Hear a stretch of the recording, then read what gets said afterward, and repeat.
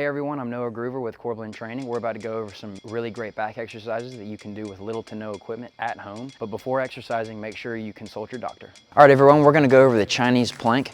Very similar to a typical plank, except you're facing the opposite direction. So we have two pieces of furniture here. You can use a chair or a table at home. Morgan's going to raise her shoulder blades up onto the bench behind her and then raise her feet to this box in front of her. The keys to the Chinese plank are to maintain one straight line from the shoulders, hips, knees, and ankles. A normal plank uses your anterior part of your core, whereas a Chinese plank focuses more on the posterior part of your core, like your back, your glutes, and your hamstrings. To make this movement a little bit easier, all we have to do is bring the two pieces of furniture closer together. So,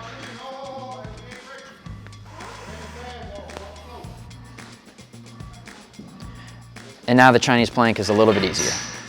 Start with 2 to 3 sets of 10 to 15 seconds. Progress up in time, not necessarily in sets.